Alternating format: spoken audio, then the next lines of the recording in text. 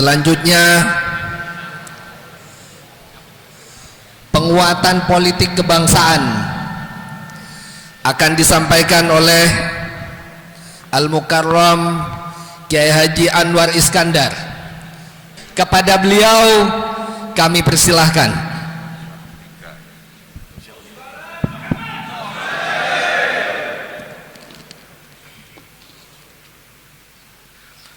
Assalamualaikum warahmatullahi wabarakatuh. A'udzu billahi minasy syaithanir rajim. Bismillahirrahmanirrahim. Allahumma malikal mulki tu'til mulka man tasha' wa tanzi'ul mulka mimman tasha' wa tu'izzu man tasha' wa tudhillu man tasha' biyadikal khair innaka ala kulli syai'in qadir. Allahumma salli wa sallim wa barik ala sayyidina wa maulana Muhammad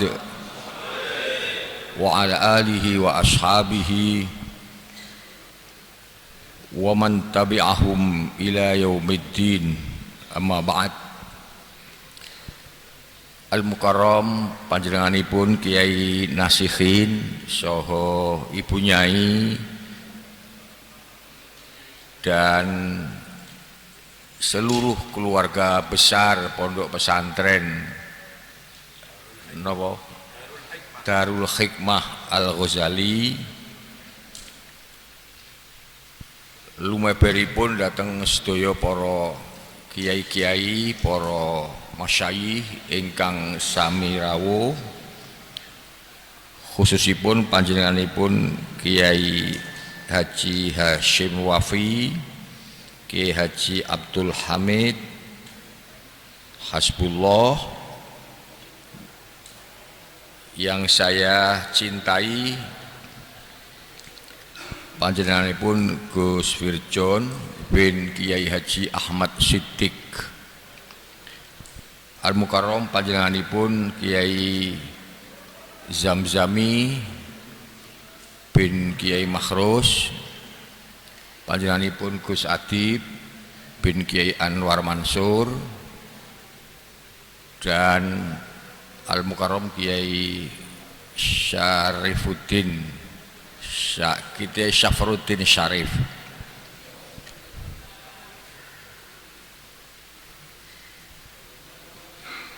Yaktosipun sebenarnya panjenengan kalau saya ngomong Jawa mengerti nggak? Indonesia aja ya. Sebenarnya beberapa hari yang lalu ketika saya kabari Gus-Gus Peloso untuk saya ajak ke sini, beliau siap. Tapi kemudian Allah punya rencana lain sehingga akhirnya Pondok Peloso berkabung berat. Salah satu kiainya wafat dan akhirnya kemudian terakhir kemarin beliau minta maaf nggak bisa ikut ke sini, tetapi kirim salam kepada Mbah Yai Nasihin dan para kiai-kiai yang hadir di sini, juga para mutakhorijin, serta mendoakan mudah-mudahan apa yang dicita-citakan oleh para masyayikh dan para mutakhorijin di Jember ini dalam tanggal 9 Desember yang akan datang dimudahkan dan dikabulkan oleh Allah Subhanahu wa taala. Oleh karena itu saya katakan minhum itu dari Gus-Gus Peloso, minhum. Assalamualaikum warahmatullahi wabarakatuh.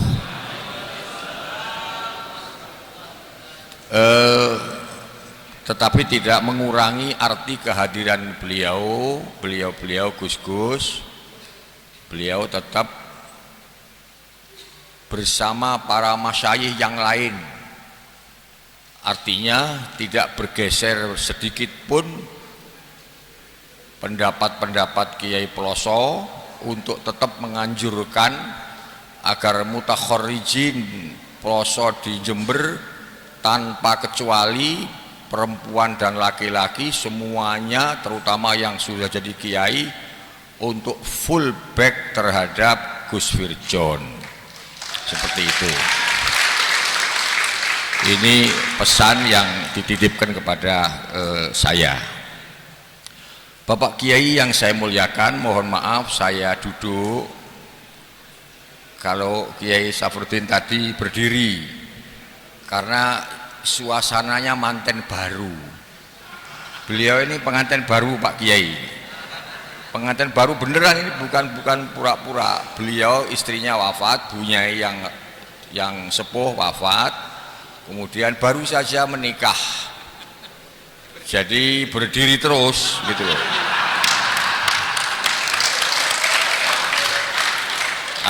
Kalau saya dan Gus Zamzam ini kan sudah manten lama. Jadi ya kadang-kadang saja berdiri itu. Kalau diperlukan gitu. Dan beliau ini sehari-hari sebagai Khatib Surya NU wilayah Jawa Timur sama dengan saya di Lirboyo dulu. Adik saya ini junior saya, sama-sama murid dari abahnya Gus Zamzam dan Kiai Gus Adib. Jadi saya kesini sebenarnya derek ini anaknya guru-guru saya.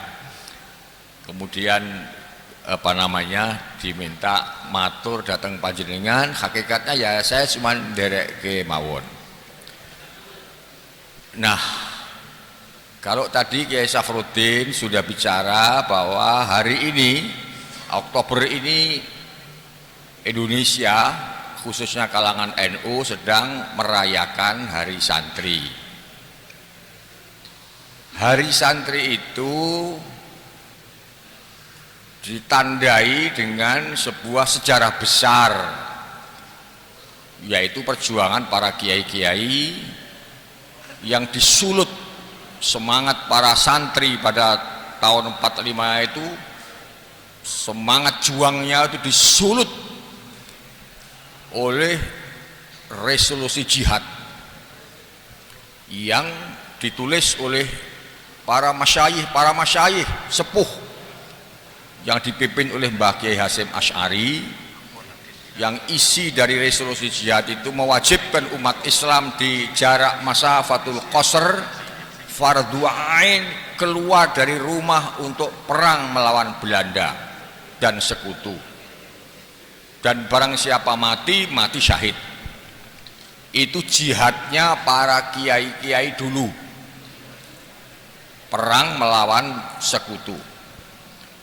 Jihadnya kiai-kiai sekarang, terutama Kiai Jember, ya, jihadnya adalah memenangkan Hendy dan Gus Firjon.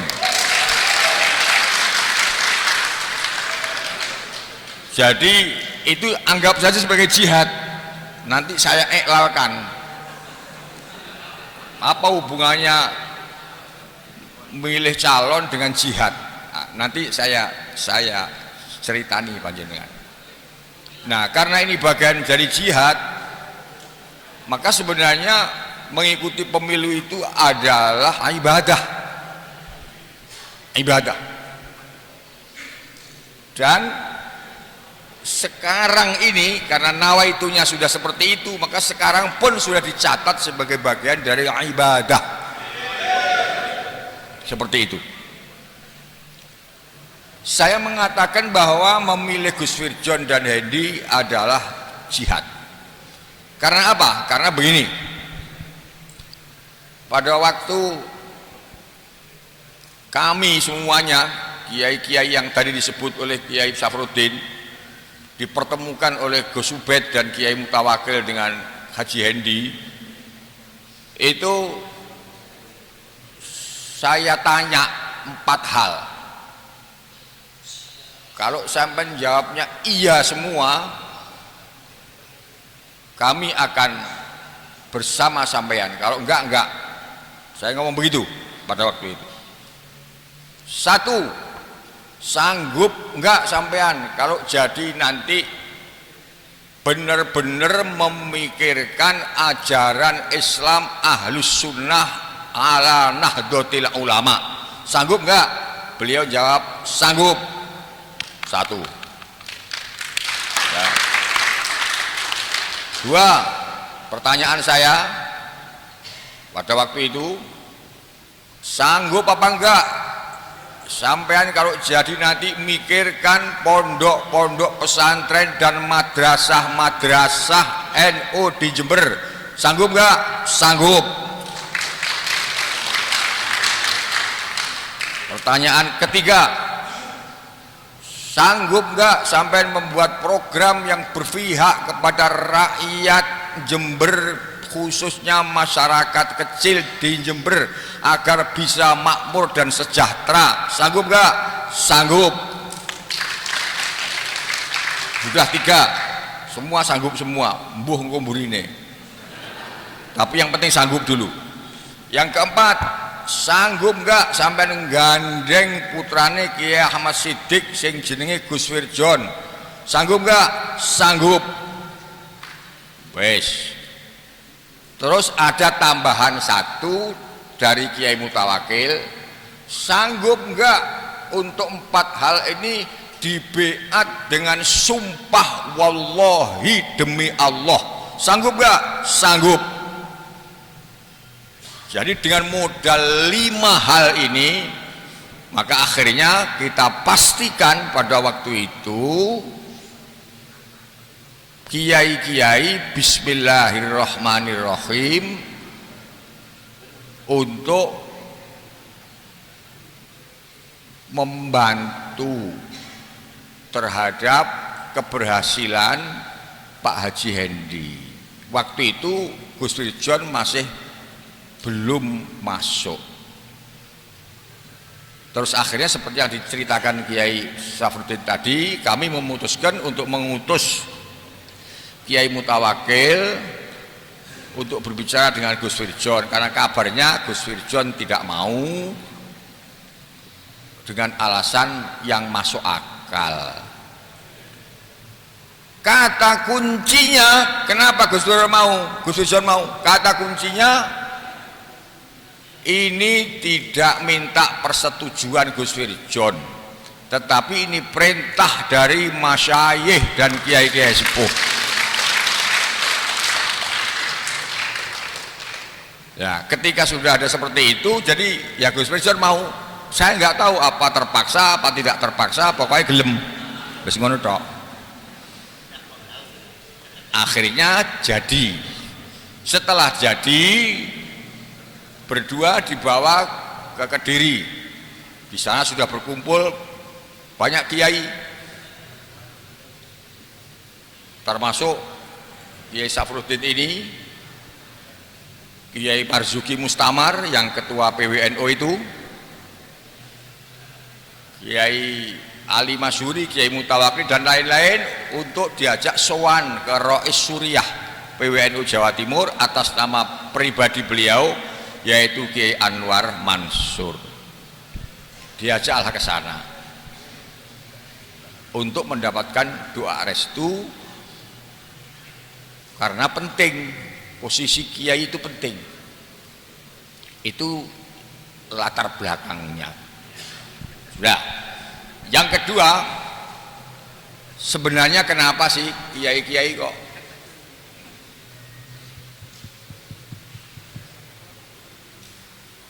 berada di pihak nomor 2? Begini, ceritanya begini.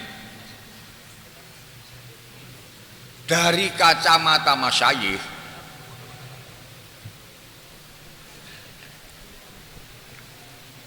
di Jember ini ada problem.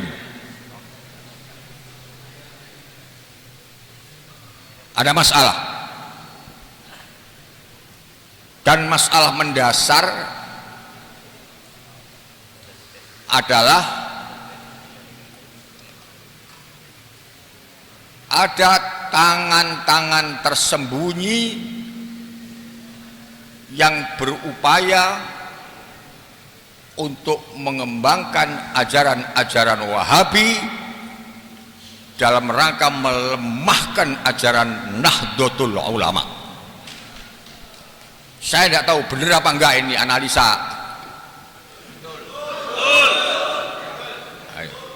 Ini analisa kiai-kiai di luar Jember seperti itu. Nah, oleh karena itu harus dicarikan seorang pemimpin kepala daerah atau wakil kepala daerah yang paham tentang mahiyah ahlus sunnah wal jamaah. Dan kami yakin kalau Gus Wirjon adalah orang yang paham tentang ahlus sunnah wal jamaah. Yang lain-lain saya tidak tahu. Yang lain-lain saya tidak tahu. Terserah sampean. Tapi saya tahu Gus Wirjon itu siapa, belajar ngajinya di mana, kapabilitasnya seperti apa. Tidak mungkin akan menyelesaikan berkembangnya faham yang bertentangan dengan ahlus sunnah wal jamaah kalau dicarikan pemimpin yang tidak paham terhadap ahlus sunnah wal jamaah. Iyalah begitu, harus jelas. Idza wusidal amru ila ghairi ahli, ya sudah, selesai masalah. Itu nomor satu alasan kenapa kiai-kiai sampai mewajibkan Gus Wirjon mau, karena di Jember ada masalah, dan untuk menyelesaikan ini harus orang yang paham tentang ahlus sunnah wal jamaah. Yang kedua, ini saya ngomong batinnya kiai-kiai sepuh aja. Kiai-kiai NU seluruh Indonesia itu punya hutang budi kepada bapaknya Gus Wirjon itu loh, yang namanya Kiai Ahmad Siddiq. Pada saat dimana Orde Baru sedang kuat-kuatnya dan menggilas kekuatan Nahdlatul Ulama, Allah subhanahu wa ta'ala memunculkan seseorang yang berotak brilian, yang bisa mempertemukan antara kepentingan Islam dan kepentingan negara, dapat mengurai tentang dasar negara yang namanya Pancasila, dan tidak lain dan tidak bukan itu adalah orang Jember yang namanya Kiai Ahmad Siddiq.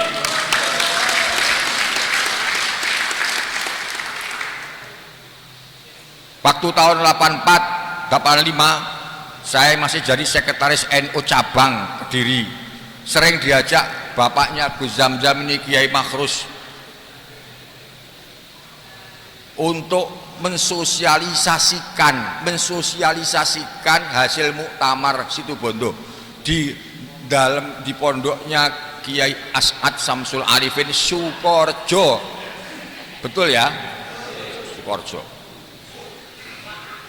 Saya diajak oleh Kiai Makhrus dari Kediri ke Jombang, berhenti ngaji di sana, Mojokerto, sampai di Jember. Kalau tidak salah waktu itu di tempatnya Kaji Juahir, kalau tidak di mana saya nggak tahu, itu lupa. Sampai ke Banyuwangi sana tahun 85. Di jalan Kiai Makhrus itu selalu memuji-muji hebatnya, kecerdasannya Kiai Ahmad Siddiq. Bahkan beliau mengatakan bahwa kalimah yang berbunyi ukhuwah Islamiyah, ukhuwah watoniyah, ukhuwah insaniyah, yang dengan 3 kalimat ini kemudian menjadi satu mata rantai daripada utuhnya umat Islam dan bangsa Indonesia, itu murni ide daripada Kiai Ahmad Siddiq. Nah, artinya apa? Artinya kami ini walaupun bukan orang Jember merasa kiai-kiai sepuh yang lain punya hutang. Sekarang saatnya nyaur. Carane nyaur piye? Ya wis putrane Kiai Ahmad Siddiq diewangi. Lho, lek wong jaba wae iso mikir bagaimana merasa punya hutang pada Kiai Ahmad, terus saiki putrane diewangi sebagai balas budi. Masa wong Jember gak gelem rek? Itu. Ini saya menyampaikan pikiran aja lah, saya nggak kampanye itu nggak begitu. Ini hanya ngomong aja lah, ngomong bagaimana pikiran dan perasaan para kiai-kiai. Nah, kita kan sama-sama kiai. Mestinya kalau sama-sama kiai itu ya fi kalimatin wahidah wa soffin wahid, mestinya. Tapi ya nggak apa-apa kalau umpamanya berbeda, ya nggak apa-apa. Itu hanya bagian dari dinamika politik, menjadi hak dasar dari setiap warga bangsa. Tapi kita memilih Gus Wirjon dan Haji Hendi itu ada dasarnya. Ada dasarnya. Dasar pertama, sing iso dandani tegake Ahlus Sunnah wal Jamaah di Jember harus orang yang ngerti tentang Ahlus Sunnah wal Jamaah. Itu satu alasan rasionalnya. Masuk akal nggak ini? Masuk akal. Jangan serahkan yang nggak paham, malah diserahkan musuh. Iya. Yang kedua, karena ingin balas budi kepada Kiai Ahmad Siddiq. Kiai Ahmad Siddiq itu mutiara Indonesia, mutiara Nahdlatul Ulama, mutiara Islam di Indonesia. Kiai yang sebenarnya Syekhul Masyayikh itu ya Mbah Kiai Ahmad Siddiq itu.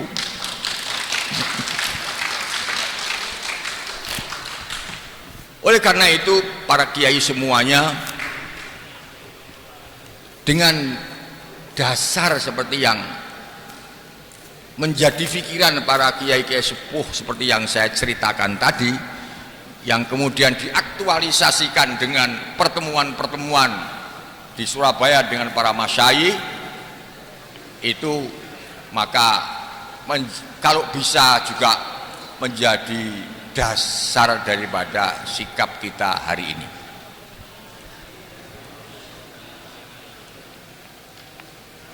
Jadi artinya pilihan kita itu punya dasar, punya pemikiran yang menurut kita itu benar. Kira-kira benar enggak pemikiran yang tadi itu? Jadi sikap kita itu benar, benar. Yang penting benar sih, yang penting benar sih. Nah, soal kalah atau menang itu Allahumma malikal mulki tu'til mulka man tasya. Begitu. Jangan sampai kita buru-buru menang tapi tidak didasari dengan prinsip yang benar. Al-haqqu itu prinsip santri seperti itu. Prinsip santri itu mendahulukan benar, bukan bayar,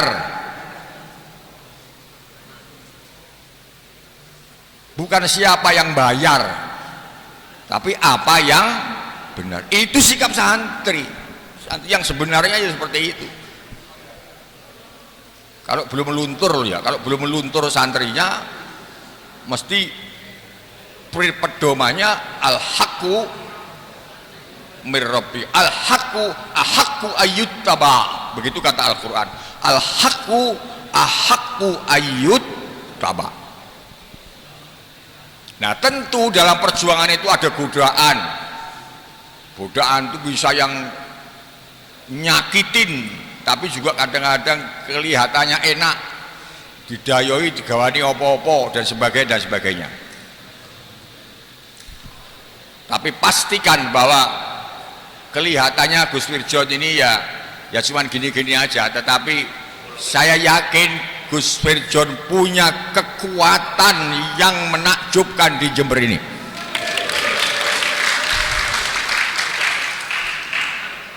Hingga sekarang kalau sudah kita pastikan pilihan itu dan didasari dengan dasar yang benar, mari kita usahakan bagaimana keluarga kita, bagaimana tetangga kita, bagaimana santri kita, bagaimana wali santri kita, bagaimana jamaah kita dan lain-lain sebagainya, kita ajak.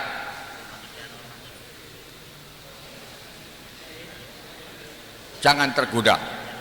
Ini banyak angin ribut, tapi juga banyak angin sepoi-sepoi yang membuat orang kadang-kadang terlena dan bisa lelap dalam buayan mimpi.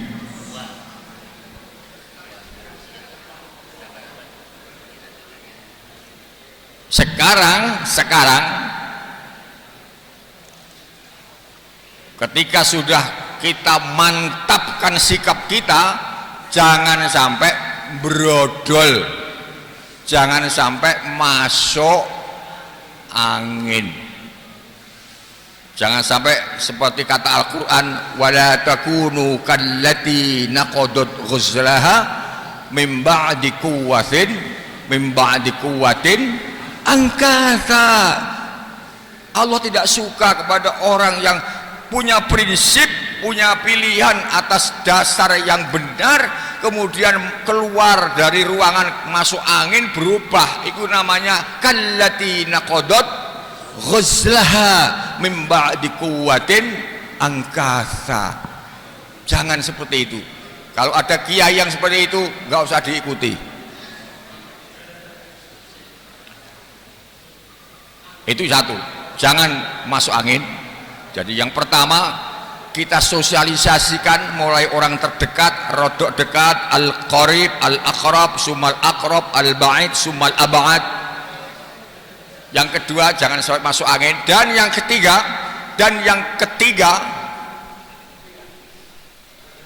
jangan lupa kita ajak jamaah kita, santri kita, terutama keluarga kita, setiap waktu untuk memohon kepada Allah Subhanahu wa ta'ala agar ahlus sunnah wal jamaah, ajaran para wali, ajaran Nabi Muhammad sallallahu alaihi wasallam yang ditanam di Jember ini oleh para guru-guru, oleh para kiai-kiai NU, diselamatkan oleh Allah Subhanahu wa ta'ala. Dan insya Allah dengan terpilihnya Gus Wirjon, cita-cita menyelamatkan ahlus sunnah di Jember ini insya Allah akan terkabul, karena memang orangnya ngerti. Mbok bilih ngaten kemawon nggih, kula nyuwun ngapunten karena malam nanti saya punya acara di Banyuwangi, jadi saya harus segera cabut, banyak yang harus kita layani. Di Banyuwangi juga ada yang sama seperti ini. Barangkali begitu Kiai. Matur nuwun ngapunten ingkang kathah. Wallahu yuwaffiquna ala ma yuhibbu wa yardah. Wallahul muwaffiq ila aqwamit thoriq. Wassalamualaikum warahmatullahi wabarakatuh. Waalaikumsalam warahmatullahi wabarakatuh.